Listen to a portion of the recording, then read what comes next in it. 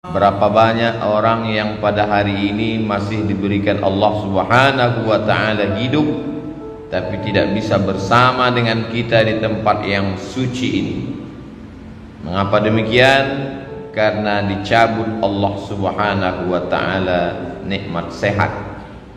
Berapa banyak pula yang sehat walafiat tapi masih berkeliaran di tengah jalan, di tempat perbelanjaan, di tempat mencari dunia, karena dicabut Allah Subhanahu wa ta'ala nikmat istiqamah iman dan Islam. Yusbihu mu'minan, paginya beriman, wa yumsi kafiran, petangnya kafir. Begitu cepat hati itu berubah. Makanya di antara doa yang diajarkan Nabi, ya muqallibal qulub, engkau yang membolak-balikkan hati, sabbit qulubana, kokohkan hati kami, ala dinik, dalam agamamu, wa ala ta'atik, dalam ketaatan kepadamu. Wahai Mu'adz bin Jabal, nanti engkau akan bertugas ke Yaman, mengumpulkan zakat dan berdakwah, engkau akan sibuk. Maka baca doa ini supaya hatimu istiqamah. Allahumma a'inni, tolong aku ya Allah, ala dzikrika, supaya hatiku selalu berzikir mengingatmu, wa syukrika, selalu bersyukur kepadamu, wa husni ibadatik, selalu beribadah dengan ibadah yang terbaik. Hidup ini singkat, tapi resiko yang akan diterima di alam barzakh begitu lama, dan yang lebih lama lagi adalah ketika nanti akan berhadapan dengan Allah Subhanahu wa ta'ala. Faman kana yarju liqa'a rabbih, siapa yang yakin bahwa dia akan berjumpa dengan Allah Subhanahu wa ta'ala, falyamal 'amalan salihah, maka di antara bekal hanya amal saleh. Tapi amal saleh itu pun akan hilang seperti debu dihembus angin. Wala yusyrik bi'ibadati rabbih ahada, jangan pernah mempersekutukan Allah Subhanahu wa ta'ala. Lain asyrakta, kalau kau persekutukan Allah, la yahbatanna amaluka, maka semua amalmu gugur. Seperti pohon kayu yang daunnya rindang, dihembus angin puting beliung, lalu kemudian gugur daun-daunnya, yang tinggal hanya batang kayu dan ranting-ranting hampa. Begitulah ketika amal yang banyak tapi kemudian tidak bertauhid kepada Allah. Maka di antara doa yang diajarkan Nabi sallallahu alaihi wasallam, mengucapkan la ilaha illallah Muhammadur Rasulullah sallallahu alaihi wasallam pada saat malaikat maut mencabut nyawa. Kalimatu haqqin 'alaiha nahya, dengan itu kita hidup, wa 'alaiha namutu, dengan itu kita mati, wa biha nub'atsu, dengan itu kita akan dibangkitkan di padang mahsyar menghadap Allah Subhanahu wa ta'ala. Kalau sampai hari ini ada orang hidup nikmat, tapi hidup itu bisa menjadi laknat. Kalau sampai detik ini masih sehat, nikmat, tapi sehat akan diminta tanggung jawab, dia bisa menjadi laknat. Yang menjadi rahmat adalah ketika mulut masih mengucapkan alhamdulillah wa syukrulillah wala haula wala quwwata illa billah. Faqsusil qasasa, ceritakan kisah nabi-nabi itu, la'allakum yatafakkarun, supaya manusia berpikir bagaimana kematian anak amat sangat menyakitkan bagi Nabi Ayyub alaihi salam. Tanamannya kering kerontang, ternak-ternaknya mati, anak meninggal dunia. Tidak cukup dengan itu, datang penyakit kulit yang tidak berkesudahan. Apakah Nabi Ayyub mengeluh? Tidak. Istrinya Rahmah yang tidak tahan dengan penderitaan itu. Berdoalah Ayyub supaya Allah menyembuhkan. Nabi Ayyub tidak ada menyebutkan sakit dalam doanya. Dia tidak ada minta sembuh, dia hanya berkata, Rabbi anni massaniyad-dur, ya Allah, aku kena musibah, wa anta arhamur rahimin, engkau maha kasih di antara yang pengasih, engkau maha sayang di antara yang penyayang. Dia tidak ada menyebut sembuhkan aku sudah sakit, aku seorang nabi, anakku meninggal, ternakku mati, tanamanku kering. Dia tidak ada menyebut. Dia malu berkeluh kesah kepada Allah Subhanahu wa ta'ala. Orang yang sudah jatuh cinta kepada Allah, maka semua yang dilakukan Allah itu indah. Walaupun ternaknya mati, Allah tetap indah. Walaupun kebunnya kering, Allah tetap indah. Walaupun anaknya meninggal, Allah tetap indah. Walaupun anak-anaknya meninggal dunia, Allah tetap indah. Tapi tak semua orang yang berada di sekeliling kita melihat Allah indah ketika yang diberikan Allah tak sesuai dengan keinginannya. Ketika dia ingin punya anak, ternyata anak tidak kunjung tiba, dia katakan Allah tidak indah. Ketika dia ingin ternaknya beranak pinak subur, ketika yang datang adalah penyakit kematian, dia katakan Allah tidak indah. Padahal Allah itu innallaha jamilun, Allah maha indah, yuhibbul jamal, Allah suka kepada keindahan. Tapi seringkali kita mengatakan indah menurut hawa nafsu kita. Kalau tidak sesuai dengan yang kita inginkan, kita katakan tidak indah. Allah kalau sudah memasukkan cinta ke dalam hati seorang hamba, maka apapun yang diberikan Allah indah. Masuk di dalam perut ikan di tengah malam, gelap lautan, 3 kegelapan, gelap malam, gelap lautan, gelap perut ikan, tidak indah.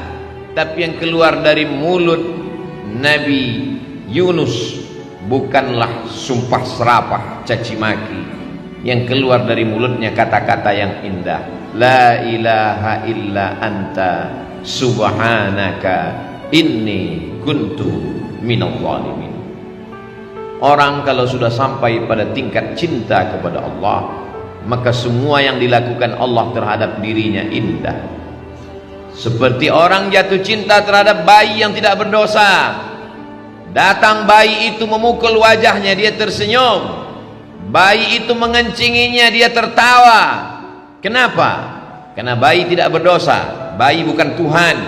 Bayi hanyalah hamba Allah, belum ada dosa pada dirinya. Semua yang dilakukan bayi itu indah. Kenapa? Karena orang tua sudah jatuh cinta kepada bayi. Bagaimana ketika Qais yang jatuh cinta kepada Laila, bersemayam cinta itu di dalam hatinya, maka semua pada diri Laila dia lihat indah. Syair-syair itu selalu dijadikan ulama sebagai dalil pembuktian bahwa kalau cinta manusia begitu indah, apalagi cinta Allah yang menciptakan manusia. Orang yang belum sampai kepada level cinta itu berkata dia gila, padahal sebetulnya adalah dia sedang tergila-gila dengan Allah Subhanahu wa ta'ala. Janna jununuhu, tertutup akalnya. Orang menyangka dia sedang terpukau, padahal sebenarnya hatinya sedang jatuh cinta kepada Allah Subhanahu wa ta'ala. Siapa yang cinta pertama kali? Allah. Yuhibbuhum, Allah mencintai mereka. Wa yuhibbuna, mereka membalas cinta Allah Subhanahu wa ta'ala. Ya bunayya, wahai anakku, inni ara fil manam, aku lihat dalam mimpiku, anni azbahuka, aku menyembelih lehermu. Fanzur madza tara, apa pendapatmu? Apa jawab anak yang juga cinta kepada Allah? Ya abati, wahai ayahku, if'al ma tu'mar, laksanakan apa yang diperintahkan Allah. Satajuduni insyaallah minas sabirin, insyaallah aku sabar menerima apa yang diberikan Allah Subhanahu wa ta'ala. Kalau sesuai keinginan kita dengan yang diinginkan Allah, maka bersyukurlah. Kalau tidak sesuai yang diharapkan dengan apa yang diberikan Allah, maka bersabarlah. Ajaban li amril mu'min, orang yang percaya kepada Allah itu mengagumkan. In asabathu dharra, in asabathu sarra, kalau yang datang itu menyenangkan hatinya, syakar, dia bersyukur. Kana khairal lahu, itu baik baginya. In asabathu dharra, kalau yang datang itu tidak menyenangkan hatinya, tak sesuai dengan yang diinginkannya, sabar, dia tetap bersabar. Kana khairan lahu, itu pun baik baginya.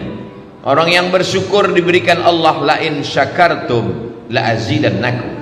Orang yang bersabar diberikan Allah, innama yuwaffas sabiruna ajrahum bighairi hisab. Tidak ada yang tidak indah bagi orang yang sampai pada hakikat keindahan Allah. Semua yang dilakukan Allah baik, semua yang diberikan Allah baik, walaupun tidak sesuai seperti yang dia inginkan. Hari ini kita sedang berhadapan dengan manusia-manusia yang memaksa Allah untuk mengikut keinginannya, sehingga kalau sesuai dengan yang dia minta, dia katakan Allah hebat. Tapi kalau tidak sesuai dengan kemauannya, maka dia tidak mau lagi beribadah kepada Allah. Sejak kapan Allah mengikut hawa nafsu? Sejak kapan Allah menjadi mengikuti keinginanmu? Kita di hadapan Allah seperti mayat yang sedang dimandikan orang. Jenazah tidak pernah melawan. Jenazah dimiringkan ke kanan, tangannya, hidungnya dicuci, dibasuh, disiram air.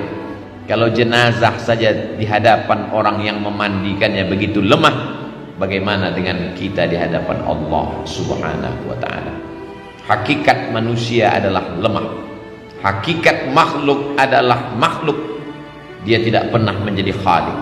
Kalau kita paham hakikat ini, kita akan dapat tersenyum atas semua pemberian Allah Subhanahu wa ta'ala, walaupun sesuai dengan yang kita inginkan ataupun tidak kita inginkan. Allah ceritakan nabi-nabi itu dalam Al-Quran, la'allakum yatafakkarun, supaya kita berpikir. Kurang hebat apa lagi Nabi Nuh alaihi salam, tapi ketika tak sesuai dengan yang Allah berikan. Kurang hebat apa lagi Nabi Ibrahim alaihi salam, tapi tak semua yang dia jalani itu sesuai dengan yang kita inginkan. Kurang hebat apalagi Nabi Musa alaihi salam, tapi dalam kehidupannya juga penuh dengan tetes peluh keringat dan air mata. Belum lagi dia mukallaf, belum lagi dia berakal, dia terpaksa mesti dihanyutkan di tengah sungai Nil, sesuatu yang di luar logika akal manusia. Tidak indah menurut kita, tapi begitu kehendak Allah Subhanahu wa ta'ala.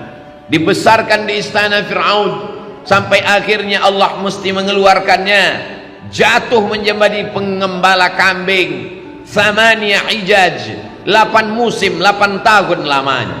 Tidak indah bagi kita, tapi begitu kehendak Allah. Innama amruhu idza arada syai'an ayyaqula lahu kun fayakun. Kalau ada dalam hidup ini tidak indah, padahal kita sudah berbuat baik, berniat baik, berpikir baik, berkata baik, berbuat baik, datang tidak baik, satu-satunya kunci hanya husnuzan kepada Allah Subhanahu wa ta'ala. Husnuzan kepada Allah itu indah. Innama ana inda husni zanni 'abdi bi, aku menurut prasangka hambaku kepada aku. Satu-satunya cara menerima keputusan Allah hanyalah ridha. Makanya sebelum matahari terbit kita katakan, raditu billahi rabba, aku ridha engkau sebagai Rabbku, aku ridha engkau sebagai penciptaku, aku ridha engkau sebagai pengatur hidupku, kuserahkan semuanya kepadaku. Setelah aku berusaha, setelah aku berdoa, setelah aku bertawakal, puncaknya adalah ridha. Hanya orang-orang yang ridha kepada Allah yang diundang menemui Allah. Ya ayyatuhan nafsul mutmainnah, wahai jiwa yang tenang. Mengapa jiwa itu tenang? Karena dia sudah ridha sampai kepada level maqam tertinggi, maqam ridha. Irji'i ila rabbiki, kembalilah engkau menghadap Allah, radiyatan mardiyah. Engkau ridha dan Allah pun ridha kepada. Setelah ridha, fadkhuli fi ibadi, masuklah bersama hamba-hambaku yang ridha. Wadkhuli jannati, masuklah ke dalam surgaku. Karena hanya orang-orang yang ridha kepadaku lah yang masuk ke dalam surgaku. tapi hati kita belum tentu ridha terhadap semua keputusan Allah. Hati itu keras, hati itu melawan, hati itu berontak. Aku sudah sholat, aku sudah puasa, aku sudah berzikir, aku sudah sedekah, sudah bangun masjid, kenapa tidak sesuai seperti yang kuinginkan? Ada satu yang belum. Mungkin kau sudah ikhlas menggunakan hartamu, mungkin kau sudah tulus menggunakan nyawamu, tapi satu yang belum, kau belum ridha menerima keputusan Allah Subhanahu wa ta'ala. Sehingga ketika orang sudah masuk ke dalam surga, Allah bertanya, "Madza turidun?" Hai penghuni surga, apa yang belum kalian dapat? Jannatin tajri min tahtihal anhar. Surga beserta isinya, taman-taman yang indah, semua sudah dapat. Apa yang belum? Penghuni surga menjawab, ada yang satu yang belum ya Allah. Ridhaka, kami belum dapat ridhamu. Kata Allah, ridhaku hanya diperoleh orang yang ridha menerima segala keputusan.